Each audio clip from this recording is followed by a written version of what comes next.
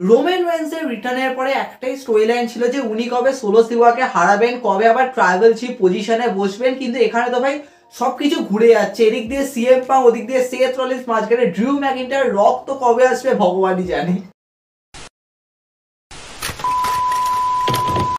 So guys, এই এপিসোডে আমরা যে ডিসকাশনটা করবো এটা বলা চলে অনেক ভবিষ্যতের ডিসকাশন, মানে অনেক দূরের ডিসকাশন। কিন্তু ডেফিনেটলি দেখো, আমরা যেরকম ভাবে স্টোরি লাইনকে দেখেছি যে হ্যাঁ রোমান রেন্স রিটার্ন করলো, সোলো সিকোয়ার সামনে আসলো, উনি চান উলাফালা মালা, কিন্তু সোলো সিকোয়া তো বারবারই পালিয়ে পালিয়ে বেড়াচ্ছে। কিন্তু এখান দিয়ে ধীরে ধীরে যেরকম ভাবে ওজি ব্লাড লাইনের রিউনিয়ন হলো। আর ছোট ছোট ফ্যাক্টর কিন্তু মাথায় রাখতে হবে, যেমন ধরো হ্যাঁ আমরা অনেক কিছু তো ভাই মাথা থেকে সরিয়ে দিচ্ছি, কারণ ডব্লিউডাব্লিউ ওই অ্যাঙ্গেলগুলো থেকে সাইড হয়ে যাচ্ছে, যেটা স্যামি জেন কেন সোলো সিকোয়াকে মিট করেছিল, যেরকম আমরা অ্যাঙ্গেল দেখেছিলাম। প্লাস জেউসও কিন্তু বারবার রোমান রেন্সের সামনে একটা অ্যাটিটিউড নিয়ে এসছে, কারণ জেউসও কখনোই ভোলেনি তার সাথে কি হয়েছিল। প্লাস জেউসও বারবার এটা বলছিল যে আমি তোকে আমার ট্রাইবাল চিফ হিসাবে মানবো না, আমার কাজিন হিসাবে আমি তোকে অ্যাকনলেজ করবো। তো সেখান দিয়ে দেখো জেউসও কখনোই কিন্তু এইভাবে অ্যাকসেপ্ট করবে না যখন রোমান রেন্স ট্রাইবাল চিফের পজিশনে যাবে। কিন্তু সত্যি বলতে গেলে আমাদের স্টোরি লাইনটা মানে এমন দিকে যে আমরা ঘুরে যাচ্ছি অন্যদিকে, কারণ মাঝখানে সিএম পাং এসছে, সিএম পাং এখন ফেভার নিয়ে কথা বলছে, পল হেমেনের সাথে সিএম পাংয়ের কি রিলেশন সেগুলো একটা অন্যদিকে নিয়ে যাচ্ছে।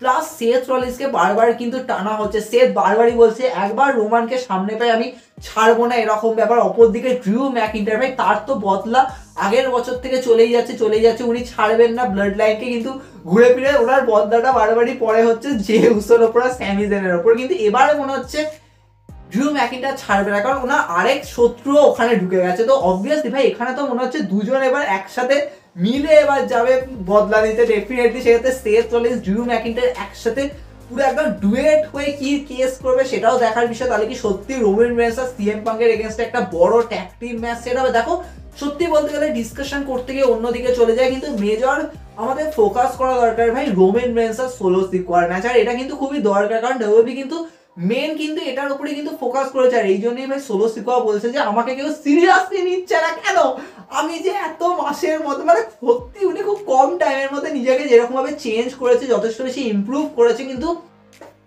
কেউ সিরিয়াসলি নিচ্ছে না। কি করে নেবে আপনি যদি এরকম যাই হোক। কিন্তু ডেফিনেটলি দেখো রোমান রেন্স আর সোলো সিকোয়ার ম্যাচ এটা অবভিয়াসলি রাসেলমেনিয়া লেভেলের। আমি আগেই ডিসকাশন করেছি, দেখো এটাকে যদি রাসেলমেনিয়া লেভেলে নিয়ে যেতে হয় তাহলে কিন্তু রককে এখানে ইনপুট দেওয়া কিন্তু খুব দরকার। কারণ রক যদি মাঝখানে কোনোভাবে গেস্ট রেফারি হয় বা এমন কিছু অ্যাঙ্গেল করে সেটা কিন্তু একটা মেজর ফ্যাক্টর হবে। কিন্তু মেন থিং এটা যে দেখো আমরা তো এটা জানি যে ভাই ডব্লিউডাব্লিউ রোমান রেন্স আর রকের সেট আপ করবে, কিন্তু এই সেট আপটা এমন ভাবে হবে না যে হ্যাঁ রোমান রেন্স আর রকের মধ্যে ট্রাইবাল কম্ব্যাট হচ্ছে। যদি তাই হয় তাহলে কিন্তু রক তাহলে সোলোর থেকে তাহলে উলাফালা নিয়ে নেবে, তাহলে এরকম অ্যাঙ্গেল। এবার দেখো যাই হয় হয়ে যায়, কিন্তু মেন এই স্টোরি লাইনে এন্ড পয়েন্ট কি, দেখো এন্ড পয়েন্টকে নিয়ে কিন্তু বুঝতে হবে। দেখো আইদার তো রোমান রেন্স ট্রাইবাল চিফের পজিশন ফাইনালি পাবেন, উনি আবার উলাফালা মালা গলায় পড়বেন, অথবা রোমান রেন্স অ্যাকচুয়ালি পুরো সাইড হয়ে গেল, উনি জিতলেনই না, তাহলে ট্রাইবাল চিফ কেউ না কেউ হলো। আইদার এবার দেখো যদি রোমান রেন্স জিততেই না পারে তাহলে আমি কখনোই বলবো না যে ট্রাইবাল চিফ রক, তাহলে কথা হবে যে তাহলে রককে রোমান রেন্স হারাতেই পারলো না, তাহলে স্টোরি লাইন তো স্টিল কন্টিনিউ চলছে,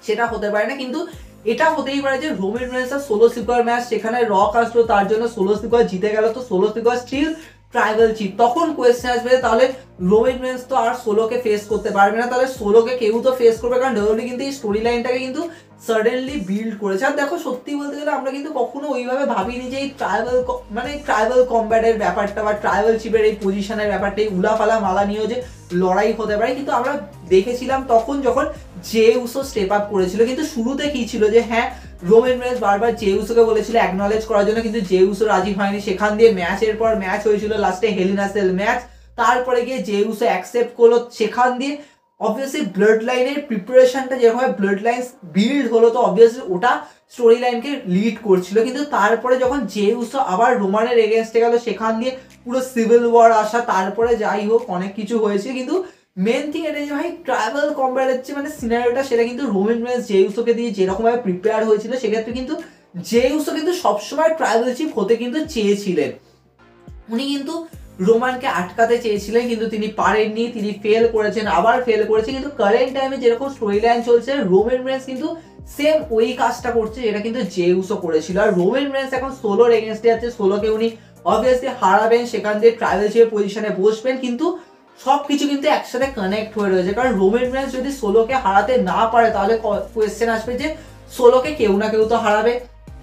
তখন আমরা ভাববো তাহলে কি সোলোকে জ্যাকব ফাডু হারাবে, কারণ জ্যাকব ফাডু সোলোর পরে তাকে এবার পুশ দেওয়া হবে ডেফিনেটলি, কারণ রোমানের পরে সোলো ছিল, সোলোর পরে জ্যাকব ফাডু, তাহলে কি জ্যাকব ফাডু সোলোকে হারাবে, সেখান দিয়ে জ্যাকব ফাডু ট্রাইবেলশিপে পজিশনে বসবে। এবার দেখো সেখান দিয়ে কোয়েশ্চেন আসবে তাহলে জ্যাকব ফাডু তারপরে সিনারিও কি, জ্যাকব ফাডুকেও তো কেউ হারাবে, সেখান দিয়ে জিলা ফাডু। মানে এটা ঠিক যে এটা কন্টিনিউ হবে মানে ব্লাড লাইনের স্টোরি লাইন, ব্লাড লাইনের সিনেমা কখনো শেষ হবে, মানে এটা পল হেভেন তো নিজেই বলেছে, আর কি বলবো। কিন্তু ডেফিনেটলি এখানে অনেক লেয়ার আছে আমরা জানি, কিন্তু এখানে একটা না স্টোরি লাইনে একটা টুইস্ট আসারও কিন্তু চান্স আছে। আর সেটা হচ্ছে আমরা যে মানুষটাকে পুরো এই স্টোরি লাইনে একদম স্টার্টিং থেকে মানে একদম বিগিনিং থেকে যাকে দেখেছিলাম, যে যাকে দিয়ে কিন্তু অ্যাকচুয়ালি স্টোরি লাইনে কিন্তু বিল্ড আপ হয়েছিল, আমি রোমান রেন্সকে নিয়ে বলছি না, কিন্তু সেই মানুষটা অবভিয়াসলি সে হচ্ছে আমাদের মেন ইভেন্ট জে উসো। তো এই জে উসো কিন্তু এখনো অব্দি কিন্তু ওই জায়গাটায় কিন্তু আসেনি যেটাকে নিয়ে আমরা ভাবছিলাম। কারণ দেখো জে উসো নিজে সিঙ্গেল রান দিয়েছে, সব ঠিক আছে, জে উসো যেরকম ভাবে অ্যাটেনশন গেইন হয়েছে, ডেফিনেটলি ক্লাসিক জে উসো আইসি টাইটেল ক্যাপচার করেছিল, সত্যি বলতে গেলে ওটাকে নিয়ে বেশি কোনো কথা না বলাই ভালো। কিন্তু জে উসোর মেজর যে ফ্যাক্টরটা, এখন আমরা অনেকে ভাবছি জে উসো হয়তো ফিউচারে ওয়ার্ল্ড টাইটেল ক্যাপচার করতে পারে, কিন্তু আমার এটা মনে হয় না। কারণ জে উসোর মেন স্টোরি লাইন কিন্তু ওয়ার্ল্ড টাইটেল ক্যাপচার করে তাকে সিঙ্গেলি ওইভাবে সেপারেট বুক করা কিন্তু নয়। জে উসো কিন্তু শুরু থেকে কিন্তু এই ব্লাড লাইনের স্টোরি লাইনে কিন্তু মেজর একটা ফ্যাক্টর ছিল, যে কিন্তু নিজের ট্রাইবাল চিফ হতে চায়, এটা কিন্তু একটা ব্যাপার। কারণ জিমি উসো কিন্তু জে কে ওই জন্য আটকে ছিল, তো এটাও কিন্তু ব্যাপার যে জিমি উসো কখনোই ট্রাইবাল চিফ হতে চাননি।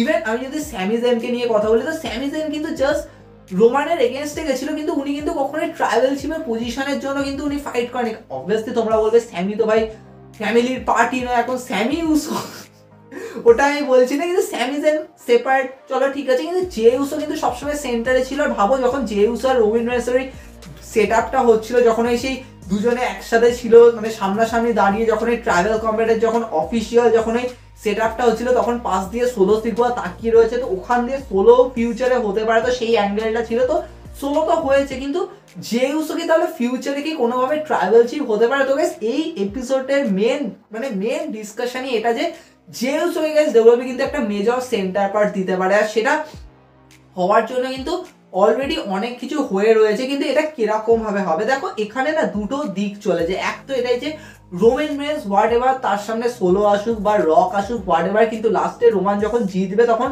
রোমান এটাই বলবে যে এটা আমি আমার ফ্যামিলির জন্য করেছি, এটা আমি নিজের জন্য করিনি, তো আমি আজকে ট্রাইবাল চিফ হচ্ছি, তো আমার সামনে আমার ফ্যামিলি রয়েছে। কিন্তু ওই মুহূর্তে কি রোমান রেন্সের এগেনস্টে সবাই চলে যাবে, কারণ জিমি উসো ভাববে যে এ তো আবার সেই পুরনো সেই আবার অত্যাচারী হয়ে যাবে, কারণ সেথ রলিন্স ওই যে কথাগুলো বলেছে, তো ওটা কি আবার রিপিট হবে, তো এটা একটা ফ্যাক্টর।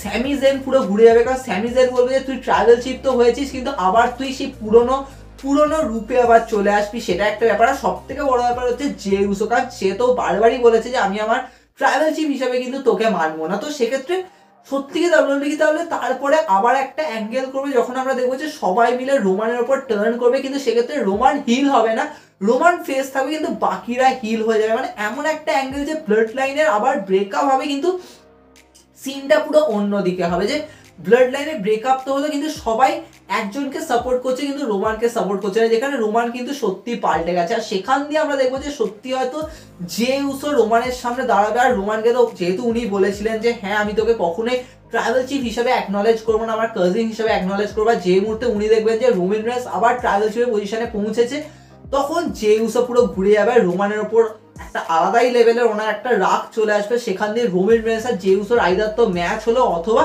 জে উসোকে সত্যি রোমান রেন্স উড়াফালা মালা পরিয়ে নিজে অ্যাজ এ রিটায়ারমেন্ট নিয়ে নিল। দেখো সত্যি বলতে রোমান রেন্সের রিটায়ারমেন্ট এটা বলতে খুবই ভয়ানক, কিন্তু ডেফিনেটলি এটা তো একটা সময় তো হবে। সেক্ষেত্রে রোমান রেন্সের রিটায়ারমেন্ট কখনোই কিন্তু ওই ম্যাচের থ্রু দিয়ে হবে না, কারণ আমরা ভেবেছিলাম যে যখন আনডিসপুটেড টাইটেল উনি হারবেন তখনই ওটা ওনার রিটায়ারমেন্ট, কিন্তু সেটা একদমই নয়। কিন্তু এটা ঠিক যে রোমান রেন্স ওই যে ট্রাইবাল চিফের পজিশনে আবার পৌঁছানোর পরে যখন উনি ছেড়ে দেবেন সেটা হবে ওনার রিটায়ারমেন্ট। আর সেই অ্যাঙ্গেলটা কি তাহলে জে উসোকে দিয়ে হবে, কারণ জে উসো অলরেডি নিজেকে এস্টাবলিশ করে নিয়েছে, তো সেখান দিয়ে জে উসো প্রপার জায়গায় পৌঁছাবে। আর ভাবো জে উসো কিন্তু সেই সময় কিন্তু আবার হিলে জে উসো পৌঁছাবে, মানে আমি বলতে চাইছি জে উসো যখন ট্রাইবাল চিফ হবে তখন ওনার মধ্যে কিন্তু এই সেম ক্যারেক্টারটা কিন্তু মানে ওনার মধ্যে ঢুকে যাবে। সেখান দিয়ে আমরা দেখবো যে জে উসোর সামনে কেউ দাঁড়াবে যে জে উসোকে ফেস করবে ট্রাইবাল কম্ব্যাটের জন্য। এবার দেখো ওখান দিয়ে কিন্তু স্টোরি লাইন অনেক লেজিট যেতে পারে, যে হ্যাঁ আমরা দেখবো যে জেউসের সামনে স্যামি জেন আসবে, স্যামি জেন বলবে যে তুই আবার সেই ভুল কাজটা করছিস, তুই কিন্তু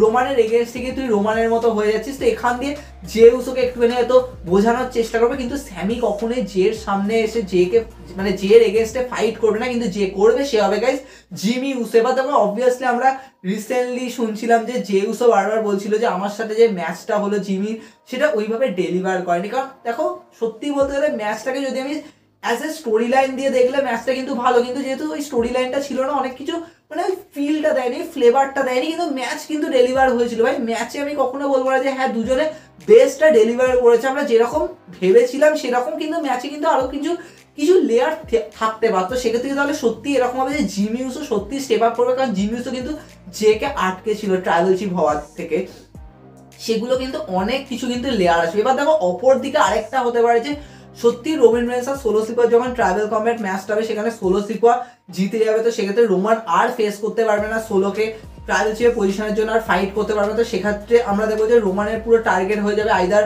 আনডিসপিউটেড টাইটেল, অথবা হতেই পারে যে কোডির জায়গায় রক থাকলো হোয়াট এভার। কিন্তু মেন থিং হবে যে যখন সোলো সিকোয়া ট্রাইবাল চিফের পজিশনে থাকবে তখন আমরা দেখবো যে জে উসো ফেস করছে, আর সেখান দিয়ে আমরা দেখবো যে জে উসো হয়তো ট্রাইবাল চিফের পজিশনে থাকবে। আর সেক্ষেত্রে দেখো আমার মনে হচ্ছে দেখো জে উসোকে না একবার এই স্টোরি লাইনে ঢোকানো দরকার, কারণ জে উসো কিন্তু বারবার কিন্তু ওইভাবে ইউজ করেছে। কিন্তু এটাও একটা ব্যাপার যে ডব্লিউ কি সত্যি জে উসোকে মানে অ্যাকচুয়ালি কি এই স্টোরি লাইনটাকে দেখছে, কারণ এটা একটা বড় ব্যাপার। কারণ ডব্লিউ কিন্তু ছোট ছোট যে অ্যাঙ্গেলগুলো করে সেগুলো কিন্তু অনেক বেশি ম্যাটার করে, তাই জন্য এই ট্রাইবাল কম্ব্যাট, এই ট্রাইবাল চিফের পজিশন, এটা কিন্তু একটা এমন স্টোরি লাইন যেটা হয়তো আমরা ওইভাবে ফোকাস করি না। হতে পারে যে যারা মানে যারা ক্যাজুয়াল ফ্যান তারা ভাবে যে ভাই এখানে তো টাইটেলই মেন ভাই ডাব্লিউডাব্লিউর মধ্যে, কিন্তু টাইটেলের বাদেও কিন্তু অনেক কিছু আছে যেগুলো কিন্তু একটা নেক্সট লেভেল স্টোরি লাইন দেওয়া, তার মধ্যে কিন্তু এই ট্রাইবাল কম্ব্যাট, এই ট্রাইবাল চিফের পজিশন, এই উলাফালা মালা। তবে তোমাদের কি মনে হয়? দেখো এই ডিসকাশনটা প্রচুর ভয়ানক, অন্যদিকে কিন্তু ডেফিনেটলি এখানে কিন্তু অনেক লেয়ার আছে, যেমন জ্যাক অফ ফাটুও ফিউচারে ট্রাইবাল চিফ হতে পারে, ইভেন তারপরে আরো কেউ হতে পারে, কিন্তু জেউসও আমার যেন মনে হয় যে একটা